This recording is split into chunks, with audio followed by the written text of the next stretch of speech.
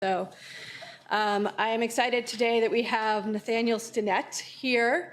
Nathaniel has over a decade of experience as a senior advisor, consultant, and trainer for political campaigns and issue advocacy nonprofits. He was recently dubbed the voting guru by Grist, and Stinnett was named one of the 50 environmental visionaries that you'll be talking about in 2016. He's held a variety of senior leadership and campaign management positions on the U.S. Senate, congressional, state, and mayoral campaigns, and is a frequent expert speaker on political strategy. He's formerly an attorney at the international law firm of DLA Piper, and is also widely recognized for his work as a land use, environmental, and real estate attorney. He holds a BA from Yale and a JD from Boston College, and lives in Boston with his wife and now 2 daughters. We are delighted to have Nathaniel here. Quick announcements before, though.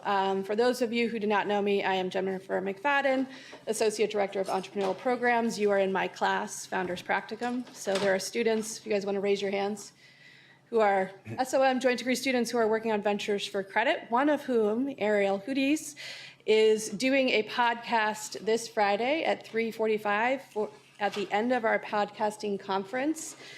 She does this incredible podcast about women and stories, and she is interviewing Lila Day, who is a podcaster who runs a podcast called The Stoop.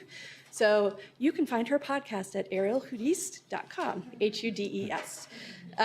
But please do come check it out, and she's awesome. So with that, I will hand over the floor. Awesome, thank you. I hope everybody can hear me. I'm sorry, I have a frog in my throat from some allergies this morning, but I'm really excited to be here. I'm gonna chat for about 25 minutes going over the story of how we founded the Environmental Voter Project, why we founded the Environmental Voter Project, and sort of what the whole startup process was. And then hopefully we'll have plenty of time for questions and answers and a nice discussion afterwards. So, the Environmental Voter Project is a nonpartisan nonprofit that uses data analytics to identify environmentalists who aren't voting, and then we apply the latest behavioral science to turn them into more consistent voters. So, unlike most environmental nonprofits, we do not lobby for particular policies. We do not endorse particular candidates. We don't even try to persuade people to care more about the environment. All we're trying to do is find people who are already persuaded, already with us, but aren't voting, and we try to change their habits. We are in the habit-changing business, not the mind-changing business. So, a little bit of the story of how and why we founded this organization. As Jen had mentioned, I've worked on campaigns for over a decade, big and small. And there was one thing that always frustrated me. And it's something that many of you might already be aware of. And that is this. When you poll likely voters for any election, it could be a city council race here in New Haven, or President of the United States, or Governor of California. If you poll likely voters for any election and ask them to prioritize the issues they care about most, climate change and other environmental issues are always way, way down the list of priorities. And that has an enormous impact on how policy is made. Not only does it obviously impact the type of leaders we elect, but no matter whom we elect, even when we elect the world's great environmental champions, it is hard to expect them to spend their political capital on something that voters don't care about. Would any of you try to create a product that there was no marketplace for? No. And when there is no demand in the electoral marketplace for environmental leadership, we don't get it. And I'll give you an example. Back in 2016, right before the presidential election, we polled likely voters. Oh, there we go. People who were likely to vote in the upcoming presidential election. We asked them what their #1 most important priority was and what their #2 most important priority was. Only 2%, only 2% listed climate change or some other environmental issue as their #1 priority, and another 2% listed it as their #2 priority. And I guarantee you there is nothing unique or cherry-picked about this information. You can poll any election anywhere and see results like this. How many of you were frustrated by the fact that climate change did not come up once in any of the presidential debates in 2016? Yeah, this is why. How many of you are frustrated by the fact that it didn't come up once in the State of the Union this year? This is why. But you know what else? It also didn't come up in the Democratic response to the State of the Union. And this is why. It's not that Joe Kennedy doesn't care about climate change. It's that it's really hard to expect any leader to talk about issues that voters don't care about. Politics is, I mean, despite the very disruptive and distorting influence of money, politics is still an efficient marketplace, just like any other marketplace. And who on earth is going to supply a product for which there is no demand? And right now, there is no demand in the marketplace for environmental leadership. None. Okay, back to the story of why we founded the Environmental Voter Project. This was something that frustrated the crap out of me in all of my campaigns. I was very lucky in that I was not working for campaigns for money. I worked at the DNC, the Democratic National Committee, and then at a law firm that allowed me to take leaves of absence to work on campaigns. So I could always work for great environmental candidates. But it would have been malpractice for me to tell these clients of mine, hey, let's talk about the issue that none of the voters care about. This always really frustrated me. Because campaigns only target likely voters. They only target likely voters. So these polls of likely voters are really, really important. And I want to stress something here, that if this is the only thing you take away from today, let it be this. Let it be understanding this at a very, very deep level, because it is the lifeblood of all politics and policymaking in the United States. Who you vote for is secret, but whether you vote or not is public information. Whether you vote or not is public information. And the first thing any campaign does is, let's say I'm running a campaign for governor in Connecticut. I look at the publicly available voter file, and I see, oh, you guys aren't even registered to vote. You guys are registered, but you never bother to show up for anything. You guys, you vote in presidential elections, but not much else. Ooh, you vote for president and governor, you vote like every 2 years, and you guys vote all the time. If I'm running a campaign this year for governor, do you think I talk to any of you? No way in hell. I probably don't even talk to you guys, because you only vote in presidential elections. I only focus on you.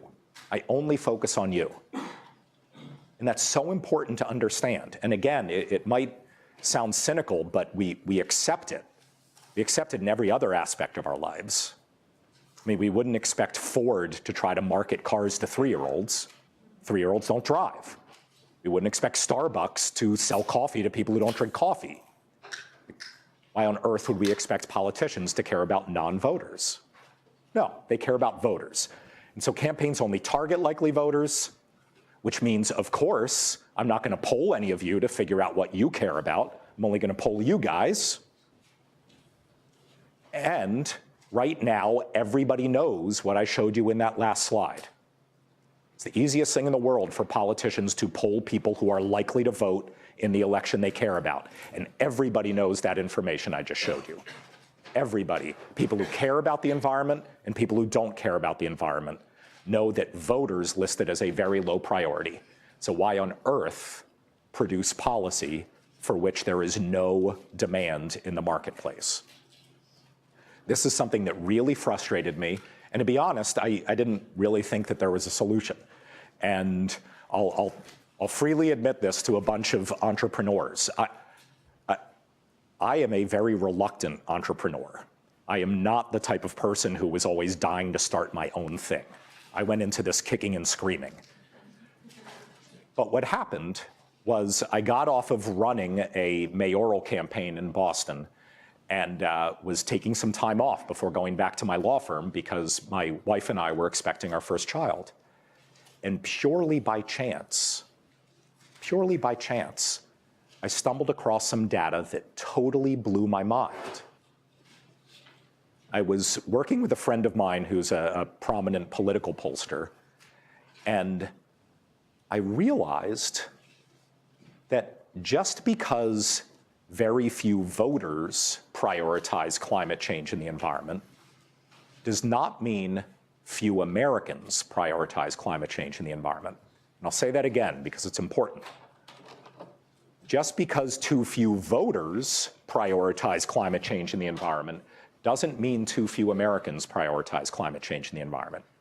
Actually, there are tens of millions of Americans who care so deeply about these issues that they list it as one of their top 2 priorities. So why aren't they showing up in polls of likely voters? Because they're not voting. We realize that environmentalists are awful voters. And the more I dug into this, the more I brought it to the heads of all the big environmental nonprofits, I realized we might not have a persuasion problem in the environmental movement. We might just have a turnout problem. We might not need to change anybody's minds. We might just need to change their habits. And when I get into what we do at the Environmental Voter Project, I'll suggest to you that that is extraordinarily good news. Because probably at any time in modern history, but certainly now in this weird, like post-fact society we live in, changing minds is really hard and really expensive. But changing people's behavior, changing their habits, I won't claim it's easy, but it's a heck of a lot easier. A heck of a lot easier. So before we get into how we started, I just want to go over very quickly some of the data. We identified 15.78 million super environmentalists who didn't vote in the 2014 midterm elections. Only 83 million people voted in those elections.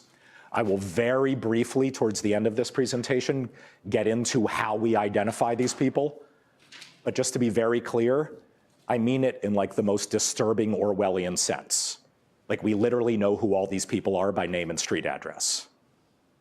We have identified these super environmentalists and we know for a fact that they don't vote. Why? Because of the one thing I told you you're not allowed to forget. Whether you vote or not is public information. It's public information.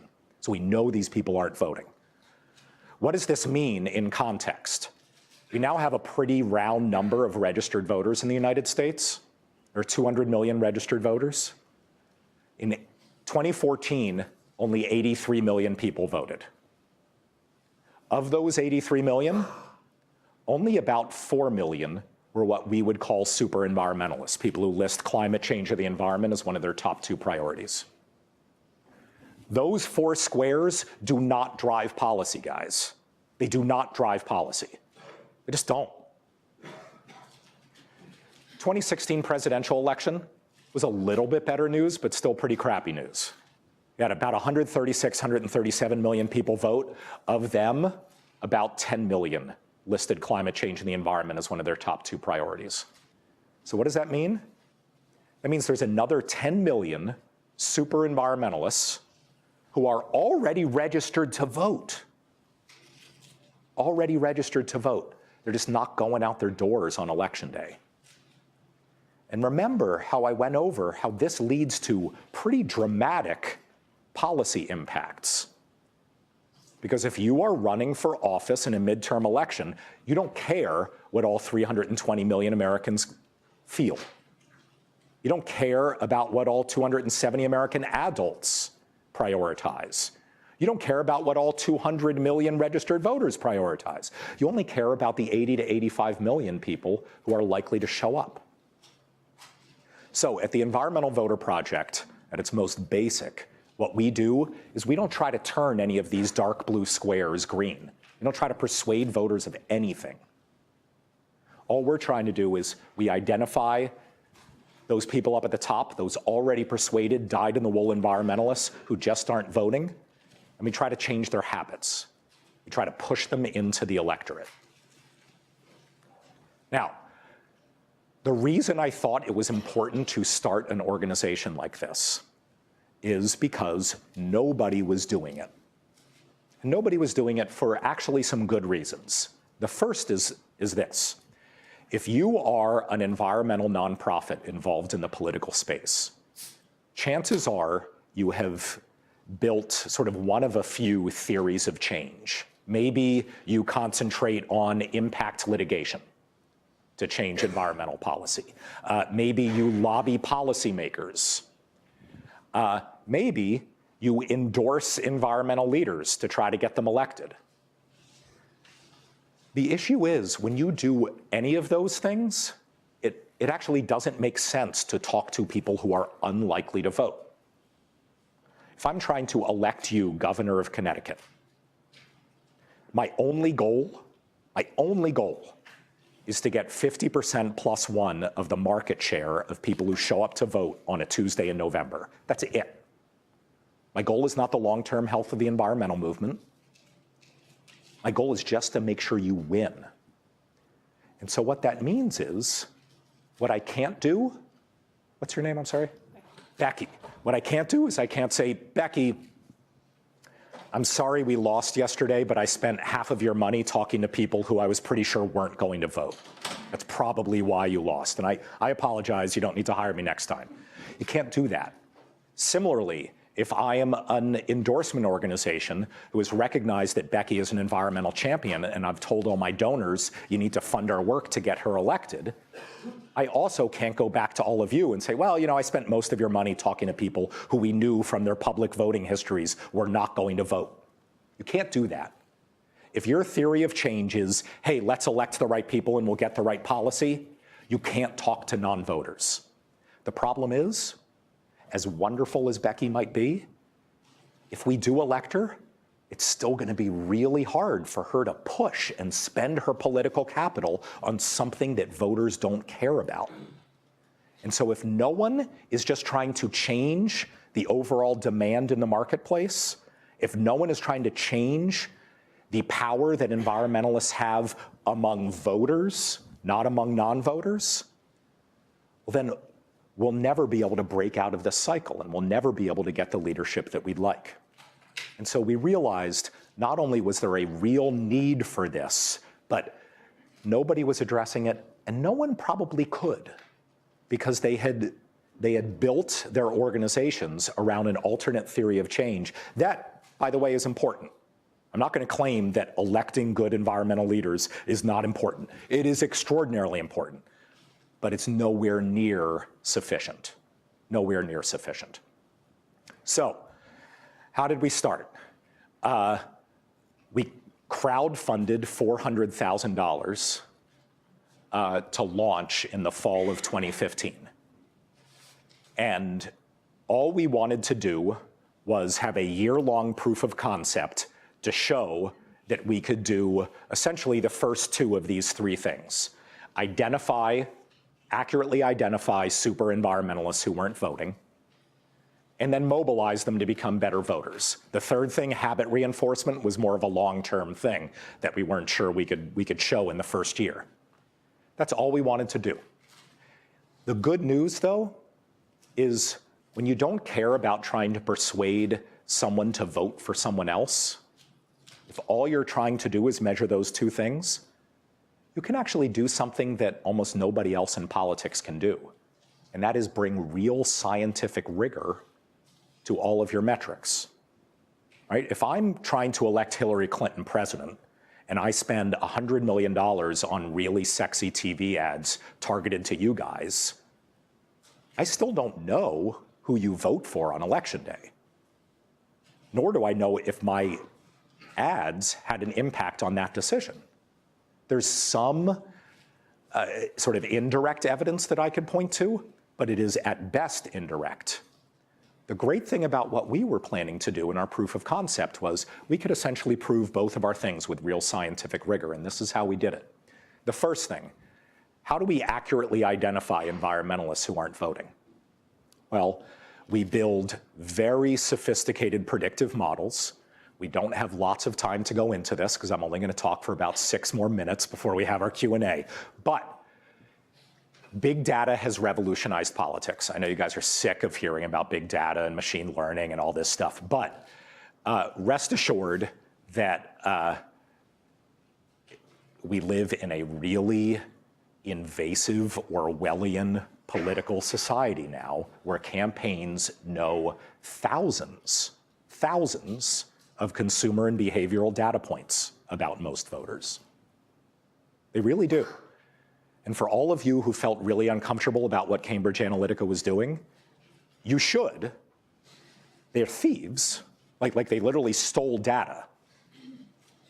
But when they took the data that they have to build these very sophisticated models that allowed them to individually identify people, they were doing something that was no different from what most sophisticated political campaigns do now. And it's really important to understand that. If all of you are registered voters, I can guarantee you that in the 2016 presidential election, both the Clinton campaign and the Trump campaign had assigned scores from 0 to 100 to every single one of you as individuals, and it was appended to your individual records on the voter file. They had a score for you telling them how likely you were to support Hillary Clinton. They had a score for you telling them how likely you were to walk out your door on election day, a turnout score. If you were undecided, they had a score for you telling them how possible it was that you might change your mind. And these were frighteningly accurate. Very, very quickly, what we do is, you don't need to read all this fine print, we poll 20 to 30,000 people per state off these data-rich voter files, asking them what issues they prioritize.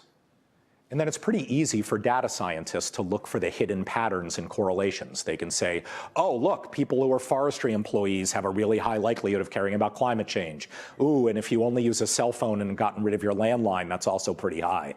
Oh, and if you're a Catholic or a basketball fan, like all these weird data points.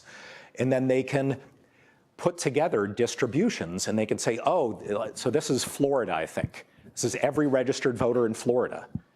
They can say, oh, there's almost 450,000 will only have a 10% likelihood of prioritizing climate change. But there's a whole bunch of people who have over a 65% likelihood of prioritizing climate change. Now again, I realize I'm like flying through this really quickly, and that's because this is not like a big data seminar, it's a founder's practicum. But what we realized from some of the work that I had done on campaigns was that we now had the ability to, with real scientific rigor, accurately identify who deeply cares about environmental issues and who doesn't. And what we did during our proof of concept was we built these predictive models, and then we shipped them to outside polling companies. We said, here's a list of people who we think care so deeply about climate change and the environment that they'll list it as one of their top 2 priorities. Can you check our work?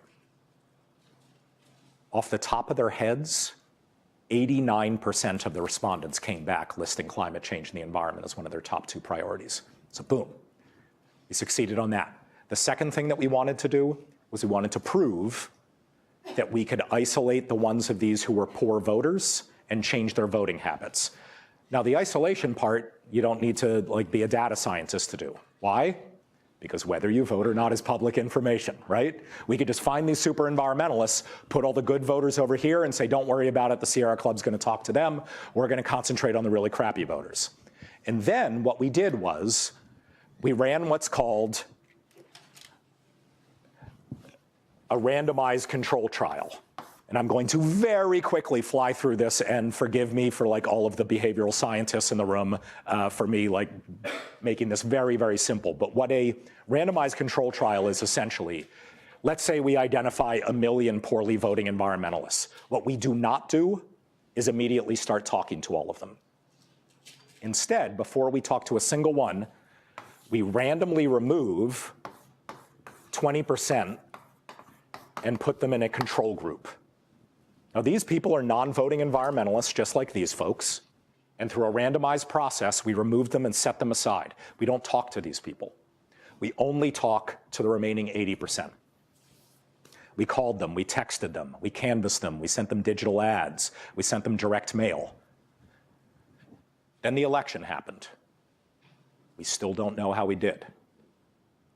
But 2 months later, voter files were updated, and whether you vote or not is public information. We could see, oh, the people in our control group turned out at 21.0%. People in our treatment group turned out at 25.4%, which means we could prove with real scientific rigor that we were solely responsible for increasing turnout by 4.3% while controlling for all outside variables. Again, a really sort of scientifically rigorous data point. And for those of you who don't think 4.3% is a big deal in this business, talk to Hillary Clinton. This is everything in this business. Remember, we identified 10.1 million already registered super environmentalists who didn't vote in 2016, an election that was decided by 77,000 votes. So we were able, after this first year, to run multiple experiments in multiple elections, simply identifying these environmentalists, mobilizing them to vote. And we had these real metrics that we could take to potential funders to show, hey, this is what we're doing. And most importantly, I realize I'm close to running out of time, what we were really able to do, because remember, if my goal is just electing Becky, if my goal is electing Becky, I don't really care about incremental change over time. What I care about is getting you 50% plus one of the vote on one day. But the Environmental Voter Project, what we were saying is we want to address this. We're sort of taking an electorate changing approach. We want to, over a longer term, address this underlying demand or lack of demand in the marketplace.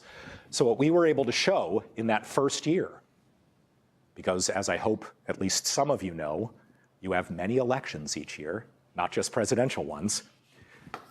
During that first year, during our proof of concept, there were 4 different elections. We started in Massachusetts. There was a city council race in Boston.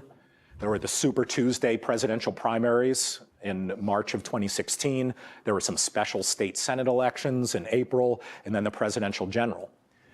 And we were able to run a longitudinal experiment, a long-term experiment, where there was a certain part of our treatment groups that remained the same in all 4 of those elections. And what we realized after the 4th election was that the people in our treatment group were now voting at a 12.1% higher rate than the people in our control group. A really, really big delta.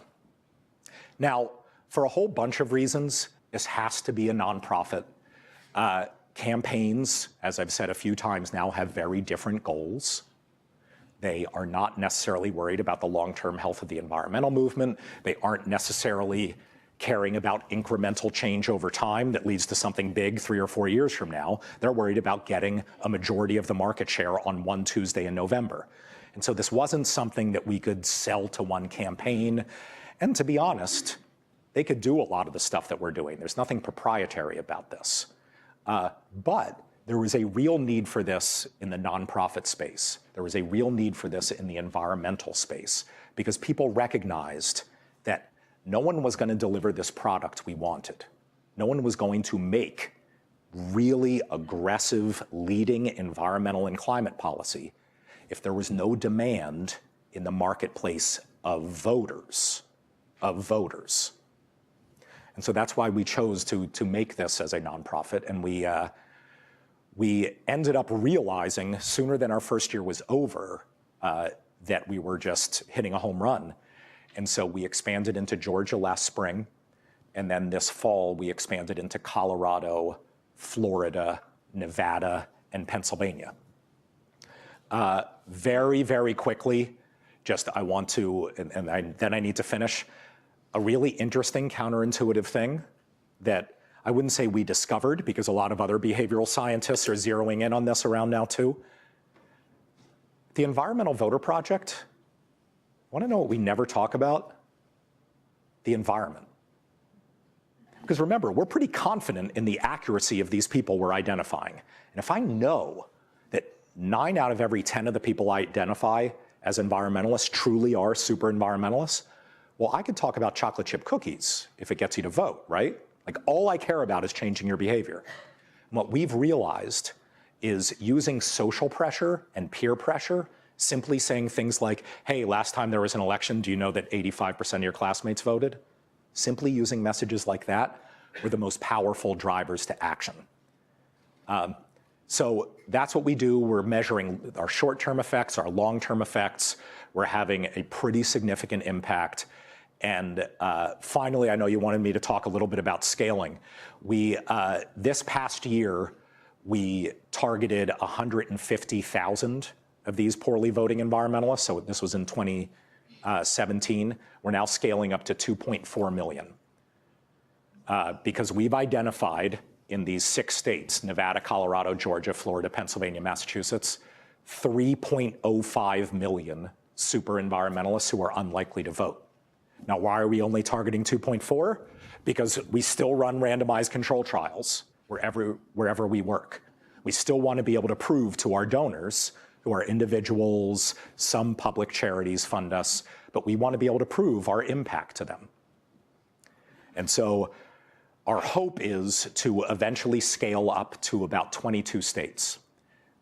Our data shows that there are 22 states that have very large populations of non-voting environmentalists. And that's important to us, right? We need to have a big denominator, or else we're not really going to have a big impact. We could go into Idaho and hit a home run every time there's an election, but there just aren't enough targets there for us to really have an impact on policy. I will close with this, 2 things.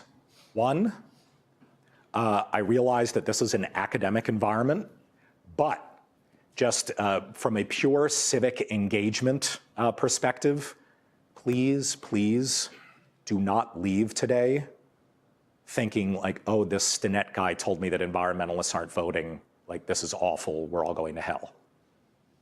That is not the right message to take away from this. This is good news. This is good news. If I told you we've done lots of polling and it turns out no one cares about the environment, that would be bad news. That would be bad news. But that's not what we found. We found something that was able to, bring a lot of hope to a pretty dark picture. We've realized that there are a lot of people who are already persuaded.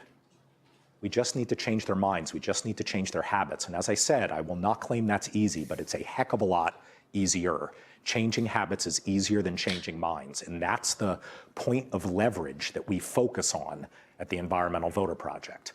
It might not be as sexy as really big communications campaigns, but we're able to show these really proven metrics that our philanthropic investors really appreciate. They really appreciate it. The second thing I'll say, because I think this also applies to a lot of people who are sort of in an entrepreneurial mindset, what we've come to realize over the long term is something that's really extraordinary. And that is, we're seeing, as I mentioned, these sort of year-long trends in our longitudinal experiments, not because we think we're actually doing such an extraordinary job. It's because we're taking advantage of a built-in aspect of the marketplace. So by that, I mean this. I don't think we're magically flipping a switch in people's brains and turning them into super voters. What's happening is I get you to vote for the first time in a sleepy little city council race.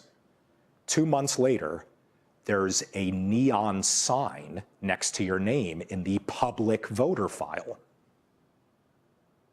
So when someone's running for governor or Senate, they say, oh, dear God, like if he's crazy enough to vote in a city council election, he's totally going to vote in our election.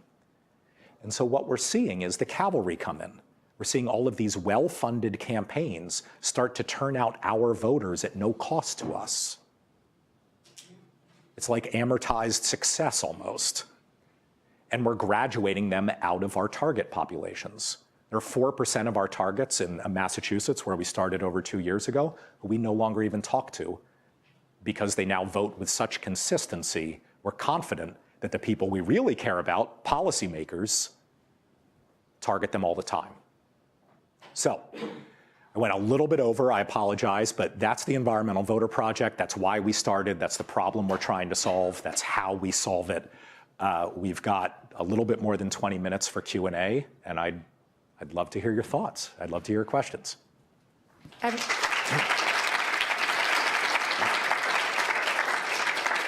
I just want to remind everyone to please use your mics. Yes. Hi, thank you so much for being here. So the process that you've come across where you identify voters who care a lot about an issue but aren't voting and get them out to vote obviously could be replicated for voters who care a lot about any issue, whether that's expanding gun rights, bringing religion into schools, or anything else. Do you guys worry about making your process so public? Do you worry about it being replicated? Oh, wow. I should have been standing here the whole time. Your underlying premise is absolutely right. There's nothing proprietary about this, and anybody could do it. But we don't worry about that. And here's the reason why. This is only an efficient point of leverage. This is only an efficient sort of theory of political change. If the issue constituency group that you care about is made up of disproportionately awful voters. So I'll give you an example. If I was running the NRA, not that I would ever do that, but if I was running the NRA, my people vote already. I mean, right now in the United States of America, if you deeply care about gun rights, you vote like it's your job. So if I was running the NRA, I'd spend my money making sure, I'd spend my money on persuasion. I'd spend my money making sure that the people who vote know the right person to vote for. Because again, this is not some secret sort of election winning project. It's an electorate changing project. And so it only really has value if your constituency is underrepresented in the only marketplace that matters. But can it be replicated among issue constituency groups who share that problem? Totally. It totally can. And I care about environmental issues, so I haven't done the research to figure out what those are. My guess is, people who tend to care deeply about student loan forgiveness or immigration rights or things like that probably don't vote as often as other people do if you just look at demographic indicators. But I am not necessarily worried in particular about our opponents using this. Because as someone who lives with this voter data every day, I can tell you this. The environmental movement's opponents have a lot going for them. They are bathing in money. They have Citizens United at their backs. But what they do not have is a bunch of yet to be activated environment-hating voters. Like there just isn't this dormant army of people who deny climate change and hate the environment waiting to get mobilized. And so this is an enormous opportunity for the environmental movement. Could a similar opportunity exist for other movements? Absolutely. But I think in order for it to be really impactful, they'd have to have a similar voting problem, and we do. Yeah. Yes, sir. Out of curiosity, what are the factors that make people less likely to vote? In other words, why are there so many environmentalists who do not vote? Great question.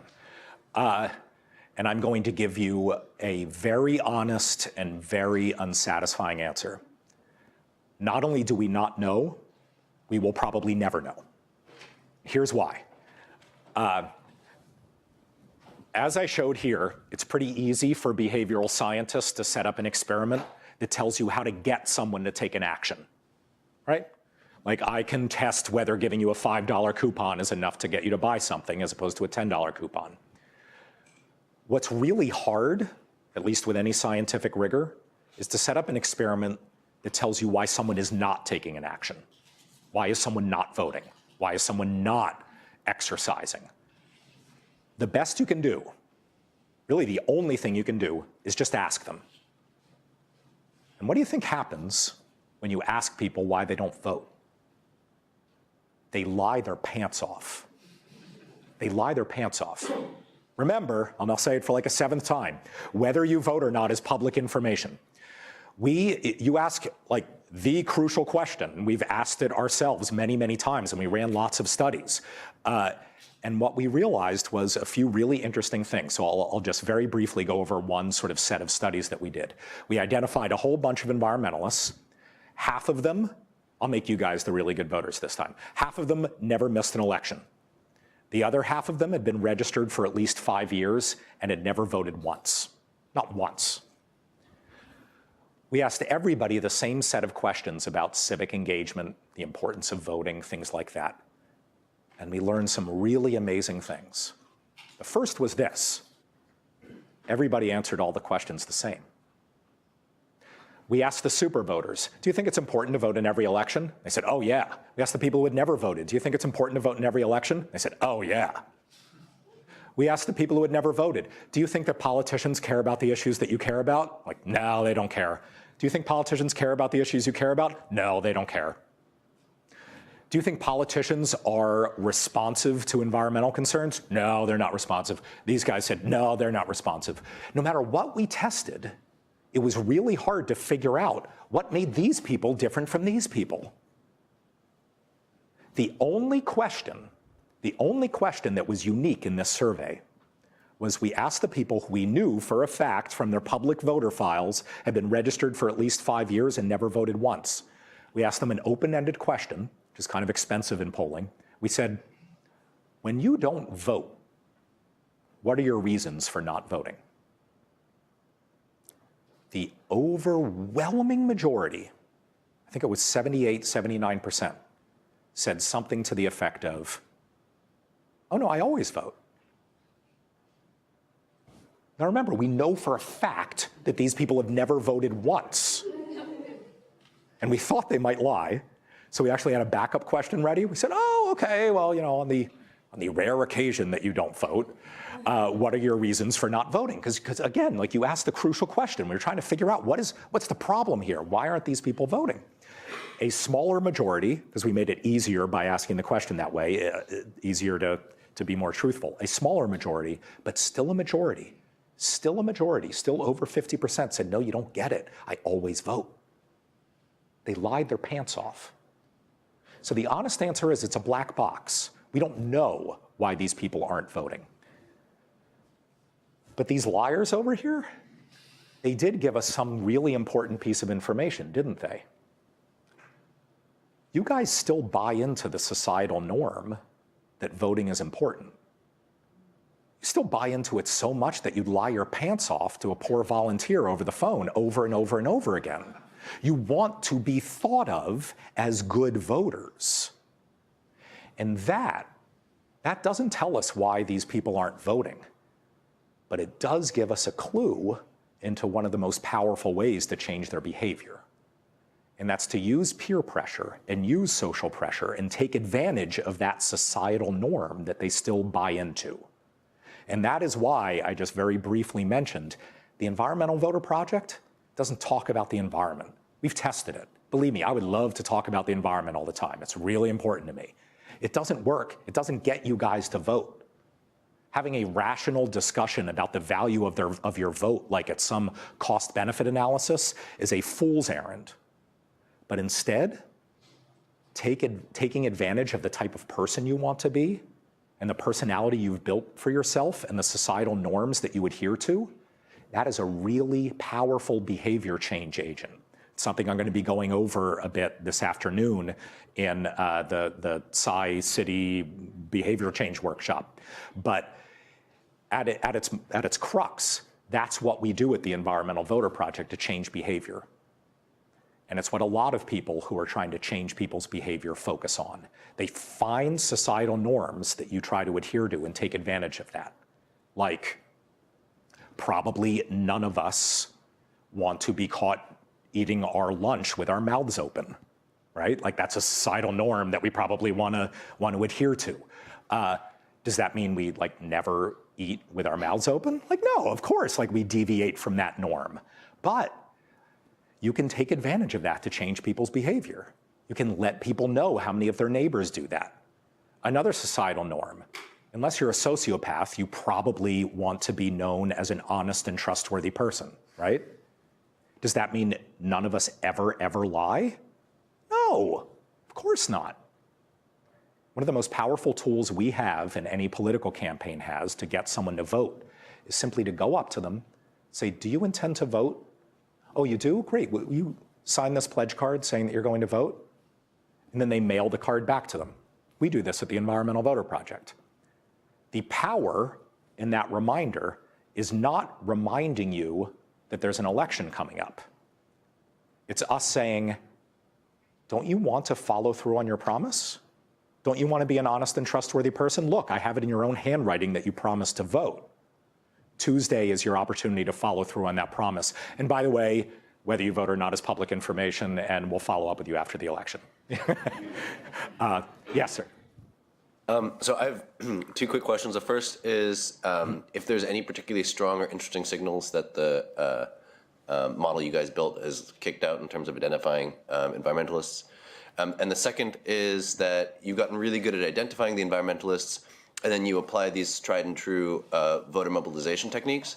But the one thing we know about the group of folks you're trying to reach is that they don't vote, which suggests that maybe the tried and true have not been super effective in reaching. So I'm wondering if there's also any suggestions in the data about alternative approaches to mobilizing these guys that you found. Right. Great questions. So to the first one, who are these environmentalists? Before I give you the real answer, first let me give you some caveats. Behavioral and consumer data is always more predictive for us than demographic data is. So I'll give you some of the sort of big picture demographic answers to your question, but first let me go over some of the behavioral and consumer data. In pretty much every state where we have run these models, and by the way, this goes regardless of your age, like you could be 27 or 77, if you have ditched your landline and you only use a cell phone, that is a really powerful indicator that you are likely to care about climate change and other environmental issues. Now, don't get caught up in like the causal relationship. There probably isn't one. Maybe there is. I don't know. We've just recognized this strong correlation over and over and over and over and over again. And we put it through the ringer and we test it and test it and test it, and it always comes out. That's one really interesting data point. Knowing what type of sports you really care about is really valuable. In pretty much every state, basketball fans are more likely to care about climate change and the environment than football, baseball, and hockey fans. That doesn't mean that like a majority of basketball fans care about this, but like weird little data points like that often help us. Who are these people from a demographic perspective? They're not me. Like the old stereotypes no longer hold true. We are not talking about a uniformly young, white, not that I'm wealthy, but wealthy group of people. I would go so far as to say that at least the type of environmentalists whom we're trying to identify, and obviously you can define this population however you want, but we go for people who list climate change and the environment as a #1 or #2 priority. I'd say they're more likely to be a Latina grandmother in Phoenix than some white hipster in Brooklyn. This is an increasingly African-American and Latina population living within 5 to 10 miles of urban cores, usually making under $50,000. Now, obviously, that is like gross generalizations, but when we look for like the humps in the population distributions, those are the people we're seeing. Those are the people we're seeing. To get to your second question, what we are realizing is working best with this group is to take advantage of how they see themselves and how they want to express themselves. So sometimes that is overarching like society-wide societal norms. You know, take advantage of the fact that you want to do what your neighbors do. So we send people report cards telling them how good a voter they are compared to their neighbors. For environmentalists, we've seen it's a little bit more powerful to talk about what people in your in your age group are doing rather than people in your geographic sort of community are doing. We've realized that environmentalists really don't, or less than the rest of the population, we don't identify with our neighborhood. So for instance, what a lot of campaigns do when they take advantage of this social pressure messaging is they say, 80% of people in New Haven are going to be voting in this election. And that's a powerful appeal to peer pressure and social pressure, trying to localize it to something that applies to you and people you might know. Well, what we've realized is that doesn't work as well with environmentalists as appealing to your age cohort. Things like that. But by and large, the behavior change messaging that we have found is the behavior change messaging that's working well for other organizations too. They're just not seeing the impact, in part because we have the luxury of having a different goal. I mean, if I'm running the Hillary Clinton campaign, my only goal is not voter turnout. A lot of my goal is voter persuasion, right? At the Environmental Voter Project, I have the luxury of not caring whether you like what I'm saying to you or not. If I send you a copy of your personal voting history in the mail, you might get really pissed off at me, but I'm not on the ballot. I don't care, I just want you to vote. If I'm running a candidate campaign, I don't have that luxury. And so they can't use some of these tools because they not only need to boost turnout, they need to persuade you. Yes? To what extent do you think that the existing voter base is not prioritizing the environment, not because they necessarily don't care about it, but because maybe like with the group mindset again, that the media is basically, by not including it in the campaigns, making it seem like no one cares about this issue and that this isn't a big issue? And do you think that that's something that you guys could tap into if that's true?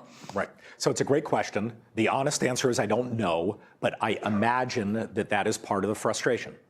I imagine that that's a lot of the frustration.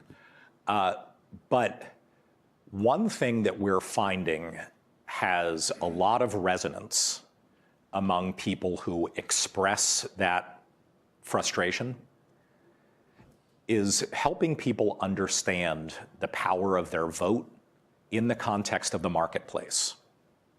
So you might remember earlier on, I used sort of a marketplace analogy for electoral politics. People who supply the product, policymakers making policy, don't care about what non-voters think. They only care about what voters think. And they poll the you-know-what out of you guys. I mean, as all of us are sitting in the room here today, my guess is there are probably 100 polls in the field across the country. They're not polling all Americans. They're not polling all registered voters. They're not polling everybody who voted in the presidential election. They're focused on the November 6th midterms. They're only polling people who, off of their public voter file, they're pretty confident will show up on November 6th. And so what we're finding is effective and impactful for people who voice that frustration that you just mentioned is making them realize that the power of their vote extends far beyond the impact that one person can have on the outcome of an election, which, to be honest, as we all know, is pretty much non-existent, right? I mean, I know we're not supposed to talk about this, but you guys know that your one vote will never, ever determine the outcome of an election, right? Okay. You don't need to be a mathematician to do that, and I know I'm not supposed to say that. But I have a larger point, which is to tell you that actually your vote is more valuable than you think. Your vote is not valuable because of some transactional value. Your vote is not valuable because in the state of Connecticut or the state of Massachusetts, I actually think I'm going to change the outcome of a federal or even a local election. No way in hell. You can do the math on that. No, your vote is valuable because don't you want to be over here? Don't you want to be in the marketplace? I mean, guys, none of you drive policy. You don't. You don't drive policy at the federal level or the state level or the local level. If you don't vote, politicians don't care about you at all. And that is not cynical. It's how any marketplace works. As I said, like, why the hell would Ford care about what 3-year-olds think of their cars? Well, why the hell would a politician care about what non-voters think? And so, what we've realized is a very powerful motivator for people who express that frustration is Don't vote because of the incremental value, the transactional value that your one vote might get. Vote because even if you write your dog's name in on the ballot, you need to be in the marketplace, because that is what gets picked up in the market research. We don't call it market research in politics, but that's what it is. And polls drive policymaking, believe me. Election day, I mean, that's like the one day each year when no policy is made at all. No, policy is made in the intervening weeks and months and years between elections. And what drives policymaking there is polls of likely voters. That's what drives it.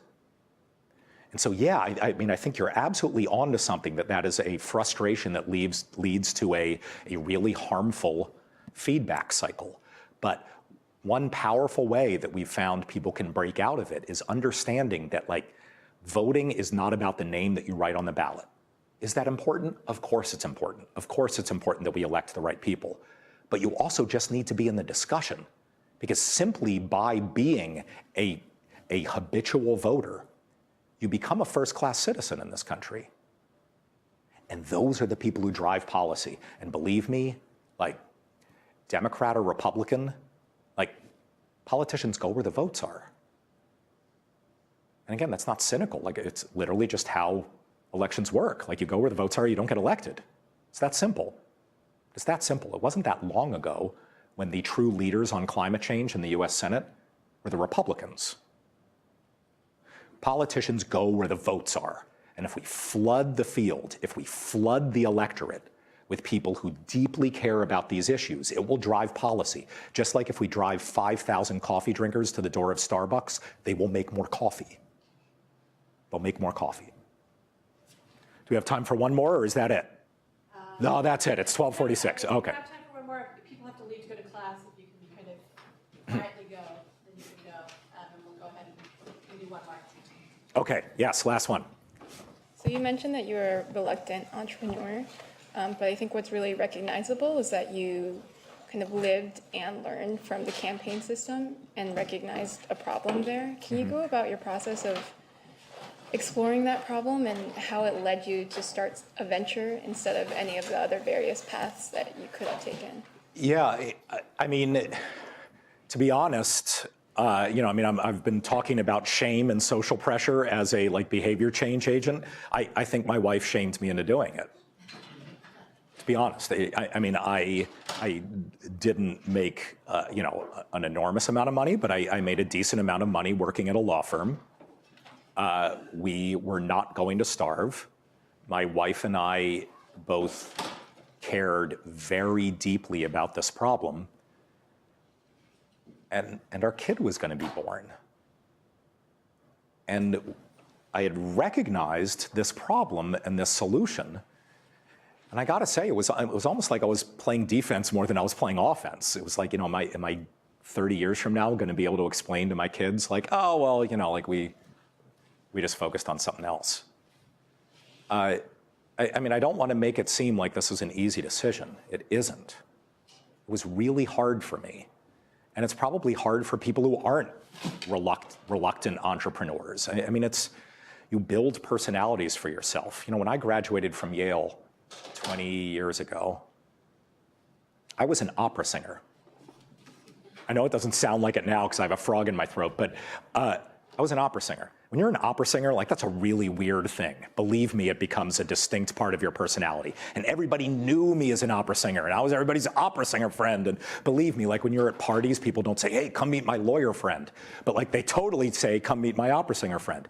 And changing what I was doing at that point to go into law and politics was really hard. It's really hard to change how I identified myself among my friend cohort. And it was also very hard to say, no, I'm going to get rid of my fancy law firm business card. I'm going to get rid of this success that I have and try something new, try something scary. And I wish I could say that it was a hard-headed sort of back-of-the-envelope calculation that made me jump in. It wasn't. It was a totally personal thing where my wife and I really anguished over it and decided that it was something that we sort of had to do. And for very good reason, because of the academic context that we're in, we haven't been talking about sort of political and policy ramifications, but I'm not going to hide from you guys like the type of person I am. I'm a very liberal, progressive Democrat, and I got to be honest with you. I'm so glad I'm doing this, not just because it works, not just because it's succeeding, but because of if I wasn't doing this, I'd be like locked in the closet each day crying. We live in some pretty dark times. And I feel very blessed that I'm able to work on something that not only is successful, but I feel is truly having an impact. And obviously, there are going to be multiple bottom lines in whatever all of you choose to do. But don't deny, don't push away these personal factors. I can almost guarantee you that 70% of what all of you end up doing is going to be the same. Like a job's a job's a job. I hate to break it to you. It just is. It just is. And so don't deny some of those outside external factors. Don't deny what your spouse or what your friends care about and what you've grown up caring about, because at the end of the day, that might actually be more important to what gets you out of the bed each morning to go to work than other stuff. I realized by the time I was finishing up being a lawyer, I cared more about the puzzles I was solving than my clients. And it was fine. I was really good at solving puzzles for them. But that's what got me out of bed, and that will change. That will change. I'm going to stick around, guys, so you can come up and ask questions, but I'm also mindful that people need to head out to class. So thank you.